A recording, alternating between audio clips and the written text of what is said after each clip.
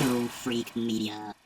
Hello once again, and welcome to another good old hearty episode of Go Freak Media. I am Y2 Chris, alongside with my trusty sidekick, John the Phenomenon. I'll let you do it this time. You're my We need that. You're my sidekick. Uh, I'm kidding. All right. I'm not. Oh, okay. Whatever. I'm nothing without you. How about that, bro? How about that? Is that cool? How about we're just the dynamic duo? How about that? Sure. Whatever gets the views. Damn. All right. I'm gonna start off with some toys real quick, okay? Nuh-uh. All right. So I blew my wad the other day and bought a bunch of stupid Disney toys, but Disney toys. well, they're really Star Wars toys, but Disney owns them, right? Oh, So okay. I thought you got like the whole collection of Moana 2 or something. no, I'm trying to find the DVD. No luck. But anyways, I found these at Target. They're called Doorables, right? And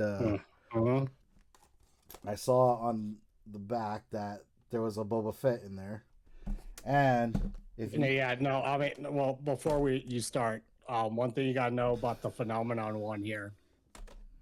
They don't care what type of toy it is, whether it's like a high-end toy all the way to like a Happy Meal toy. If John sees a Boba Fett, he must have it. Yeah, I don't, even after the storyline of how they changed it, whatever, Boba Fett's still my guy, no matter what. So yeah, Go ahead, show the tattoo. yeah, Mythosaur, totally Mandalorian, right? Yeah. Anyways, so I had to have it, and here he is, Boba Fett. Why is he on an X-wing? I don't know. It's crazy. He's on an X-wing, but believe it or not, I pretty much bought a whole box, and he was the last one that I opened. Of course you did. If you look at Grace's video, she shows me talking about it, all happy when I opened it. So there's Boba Fett, right? There's Sabine. Sabine looks cool. Oh, that's cool. She's on a speeder, right? Land speeder with TIE Fighter wings on it. Yep. With her little Phoenix insignia, right? There's Finn, also on a land speeder with TIE Fighter wings, pretty busted up. And then his helmet. Just like when he flew. But I don't recall him ever on a land speeder. Kind of like Boba Fett on an X-wing. Right. This makes sense though. A Jawa on a land speeder, right? That makes sense. Well, I like the eyes. Yeah, I like the eyes too. They pop out. They're like glossed or something. They look gemmy. But that looks cool. Yeah. I got a couple. It's Wootini. Wootini. Here's Rey. She's in on a Naboo fighter. A Naboo fighter, right? With the chest of a lightsaber, and how she just discovered the lightsabers. But yeah, she's on a Naboo fighter. I don't think she's ever been to Naboo either. But no, whatever. All right. BB-8. He's on a speeder bike. That's pretty cool looking, but I don't know what that robot's name is, but he's part of his vehicle. He was in the Rise of Skywalker. Rise of Skywalker. Yep. Lando Calrissian, also on a speeder bike, right? Looks cool. Made by the Muppet Babies. The mashups, I tell you, right? Muppet Baby, Lando Calrissian. So he's a little bit rare, and then Han Solo on an X-wing, but he doesn't have an That X-wing. doesn't make sense. But this look, it's his pants, It's- oh, and there's a bunch of gold in the back because that's all he cared about, right? yeah. It should be on a Millennium Falcon, but whatever. Yeah. So out of all of these, though, believe it or not, he is a rare one. So is the Jawa, and so is Lando Calrissian. Out of all the ones I got, there's two of them that I didn't get.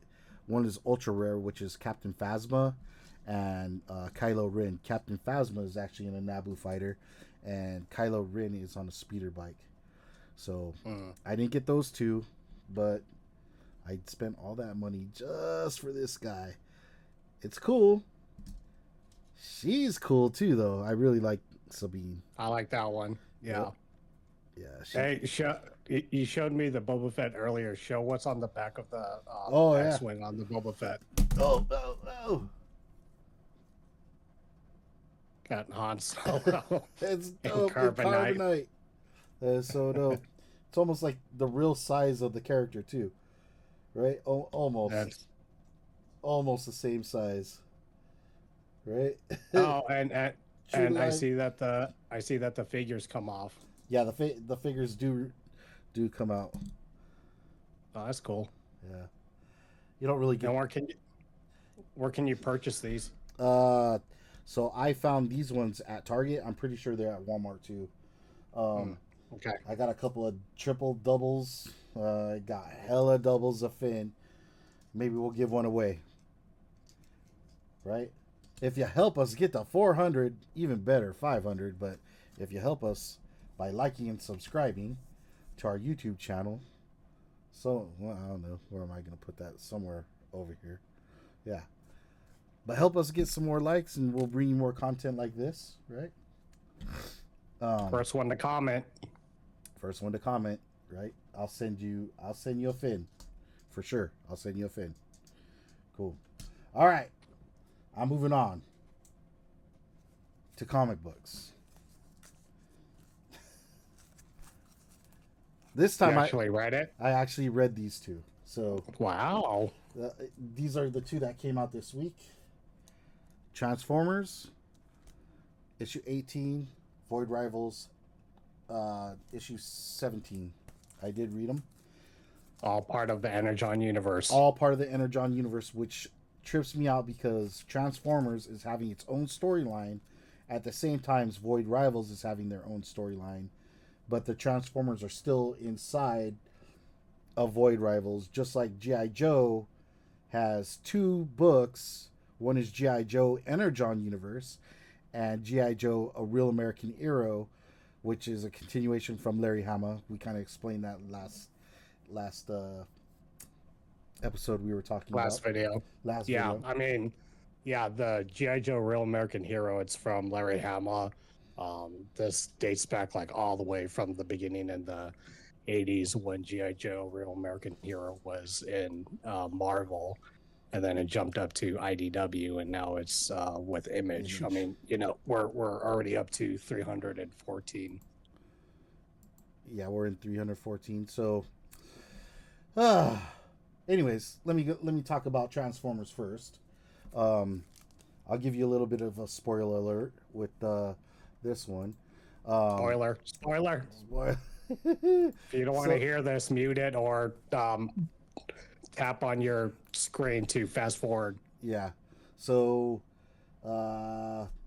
Megatron shows up at the end, kind of like Wolverine did at a single episode of Incredible Hulk.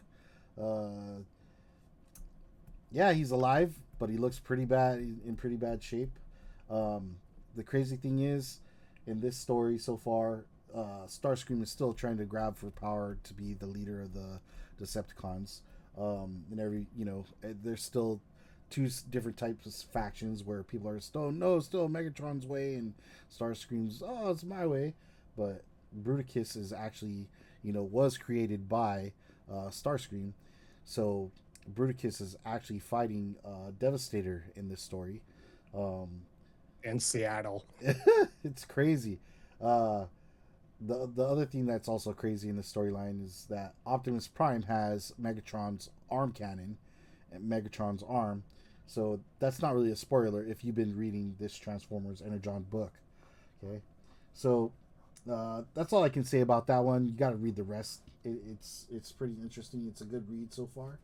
Now, Yeah, before you move into Void Rivals, for everyone that's reading Transformers and John being a toy collector uh, as such, one of the things that I'm hoping for is that they do make um, uh, action figures of these characters, oh yeah, because I would nothing more to have and play with half Starscream, half Hiss Tank action figure. oh, but it's Megatron Hiss with Baroness. Yeah, mashup. They did it already. No. See, you're not reading the story. Oh, okay. Aha! No, but no, I'm talking about the toy. Ah! I'm talking about the toy line. They did the mashup with Megatron and Baroness. They just did one with Cup and Sergeant Slaughter, and the one before that was Bumblebee being a Jeep, and the one before that is, or the one after that is Soundwave being the Thunder Tank. Okay, that's Yeah. nice, but we're talking about Starscream getting welded together in a Hiss Tank, where he has no legs and the Hiss Tank is legs. Give me that Yeah, figure. that'd be dope. Oh, now you know what I'm talking Yeah, about? yeah, yeah. Well, Yeah, okay. because, oh yeah, you read it. Can I talk about this now? Sure. See, Chris has this plethora of information when it comes to GI Joe Transformers, but You that, mean reading? yeah, the information. So, let me go to Void Rivals. Issue 17. Okay, so in issue 17, there's a character in there that the main character, I can't remember the female's main character name, but she's part of one of the races. There's two races that are actually fighting each other, which is really crazy. That character is in the issue 16, the character is actually falling down at the end of the episode, and she lands on an Autobot. Well, in this issue 17, we find out who that Autobot is. Here's a spoiler alert: she's a Tryon. So if anybody knows who Alpha Tryon is, she is a Tryon herself. Um, so there's that. Another spoiler: GI Joe is in here. Well, not GI Joe especially, but Cobra La is in there. So Say it right. I can't do it, dude. No matter what, I just can't. Say it right. That's our childhood. Ah, I can't. I'll do it. Yeah, I'll do it. I'll do it. I'll do you it. do it. You got to do the scream. You got to go Cobra.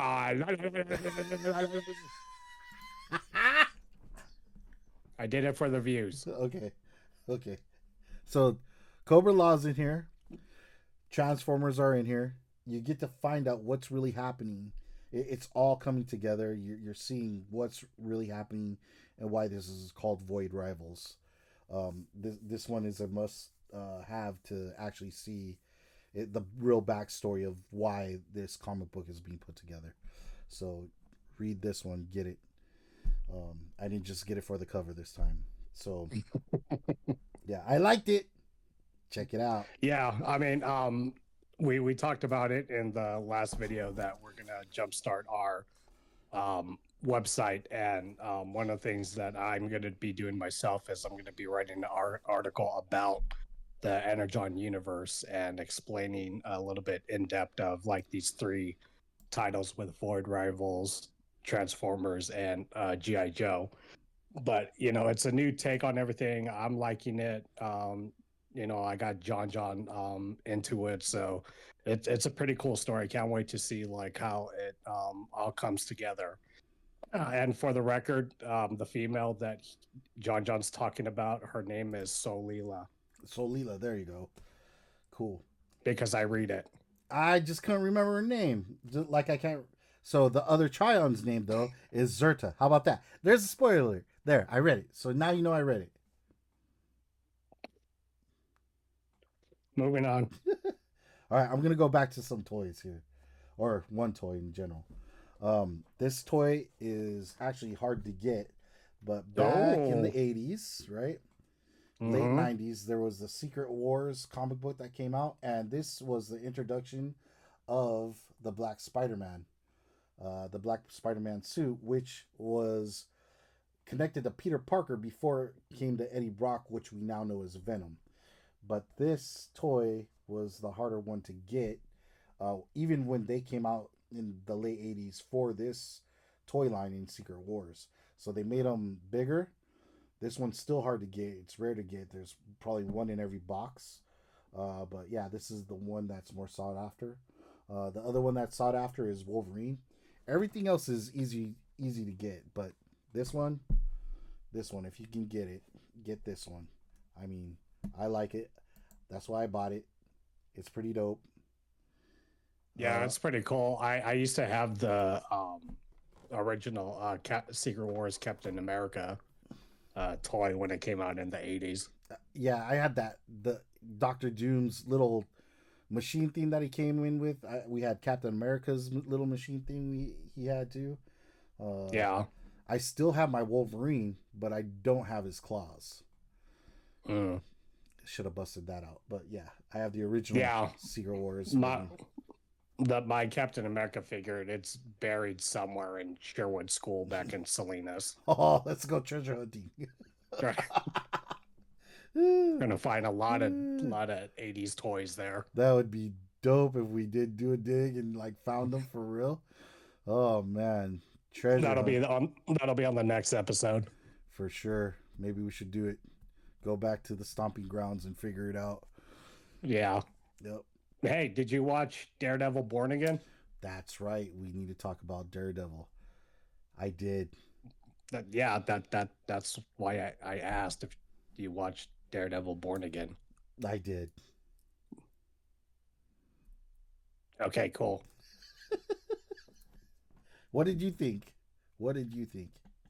Well, I mean, during the writer's strike and everything that happened a couple years ago, I know that they were going on a different take with Daredevil, a little bit more lighter than compared to what it was when Netflix had it. And, we saw that version of a light-hearted Daredevil in that She-Hulk series where he was in his brown and yellow outfit that designer made for him. It, yeah, but they were going for a different take on it. Writer strike happened, everything went on hold, and Disney, Marvel kind of like sat down and looked over things. And thank God that they said, "Hey, let's just bring it back to the way that it originally was with Netflix." So I was pretty happy, and I know a lot of people were ranting that it needs to be dark and violent, and don't want to give the spoilers away for anyone that hasn't watched it yet, or there are some people that are just waiting to watch until like every single episode is out. But if you wanted dark and violent, like the first 10 minutes of the first episode was dark and violent, Yeah, and that kind of shocking for some people. for opening, that right there was uh, it was heart wrenching and awesome at the same time. Um, And you saw that they have Disney money now because we're yeah, finally seeing Daredevil like swinging on buildings and using his uh, I forgot what it's called, but Billy Club. Billy Club with the rope, and Yeah, him using it to swing around and stuff like that. yeah, Using some of that Disney money special effects that they used, and a couple of the scenes paid homage to Frank Miller's Daredevil, which I greatly appreciated on there. Um, it, it, it was pretty sad watching the actor Kamar De Los Reyes, who plays the White Tiger. what's it? The White Tiger. He actually passed away. Yeah, that was crazy. Like I didn't know he actually passed away, but when they were filming and he did look like he was a little sick or something. Something was going on, but I think it was Yeah, this. I think I don't know if they did that with the story for the story or if they were trying to say like the White Tiger character is like he loses power if he's not next to his amulet or doesn't have his amulet, right? But yeah, also, from what I know about White Tiger, is that it's supposed to be a girl. I didn't know it was a guy at first. So yeah. Originally, White Tiger was a male. right. So then So the one that's in the comic books now, it's female. it is female, right? Yeah. So So we don't want to give too much away, like we said. That we're only into it with 3 episodes, with plenty more to come. But I'm excited and happy that they got some of the cast from the Daredevil Netflix series, because originally, like, the only person that was coming back was Matt Murdock and Kingpin, and that was it. dang. So maybe they made a deal to where the other guy showed up. Um, yeah. So who knows what's gonna happen with that, right? Well, obviously we know what happened to one character, but this other this Well, several characters. one in particular. But anyways, I'm not going to spoil that for anybody that hasn't seen it. But the one thing that I did want to say is that there's something in there that in each episode has been a constant, and that constant is that they keep showing a skull, and I was like, oh, it's leading up to the appearance of a certain somebody that is super awesome, but Crossbone. no. But anyways, I can't wait to see this when it happens. For me, though, uh, it this still feels like how the Netflix stories are going. Um, Not so much action, not so much Daredevil, but really about the Daredevil character development so far on the other side of what Daredevil is, what Matt Murdock is. That character development is um, really taking shape in these episodes. Uh, so I can't wait till they show the Daredevil side of these episodes and everybody else. So Yeah, it's coming. I know when you and I watched it, yeah, you're like, I want more Daredevil. I'm like, dude, they need to start a story. yeah, Calm down. it's like they're resetting, but they're not. Because it's still a continuation of what happened last time. Hmm. So, it. I'm I'm loving it so far. Yeah, one of the things that I want to add too is that I appreciate that this version of this series are really honing in on his powers and abilities, with like hearing and the heartbeats a little bit more, and especially with the camera work, where it goes from like one scene and then they lower the letterbox for you to focus on what he's listening to, and doing like a fisheye lens and stuff like that. It's really cool cinematography of whoever is in charge of that. So kudos to whoever's doing that. And then when he does this whole thing, when he does this, and like he's hearing it. Or he like twitches and then he's like, Yeah. and Dude. then he has to look here. He has to look here because he's blind. Yeah. Yeah, for real. I love that. I love that whole. No, that was my acting that I was blind. Yeah. Oh, next time we'll get the glasses and everything. I got The some red glasses. the red Need the glasses. red glasses. And then you could be Cyclops too at the same time. Sure. Yeah. Anyways, yeah. But So yeah, no, I'm excited. They already announced that they're doing season 2. And then they're actually also gonna do movie special for Disney Plus on, like you said, the certain skull that's coming. So I heard that certain skull is also possibly a movie, maybe. That's what I just said for Disney Plus. No, not for Disney Plus. No, it's going to be for Disney Plus. It's not going to be on the theater. That's weird. Yeah, I mean, this is my opinion, and people are probably going to disagree or not, but I don't think that Daredevil or anybody that's been or that's part of the Daredevil world should be in the whole movie theater. Like I really don't want to see Daredevil hanging out in space. Well, me neither, but I still loved it when he showed up in Spider Man. That would have been cool to see a Spider Man. Well, that's fine. I mean, they needed a lawyer. Yeah, but that was They don't need a lawyer in space. no, not at all. But I still think it was cool that he showed up in there, and yeah, it would have been so cool if they're like when they all did that whole thing of superheroes and Matt Murdock showed up out of nowhere and helped out too. That would have been dope. That's all I'm saying. It would have been dope. That, like I said, that's just my opinion. Just let them do the local work. True. Yeah, let them do the local work. Let the Fantastic Four and whenever the X-Men show up and Iron Man and all these other ones, let them go to space and do a secret war. Let Daredevil go to court in New York or in the Bronx, Hell's Kitchen, whatever.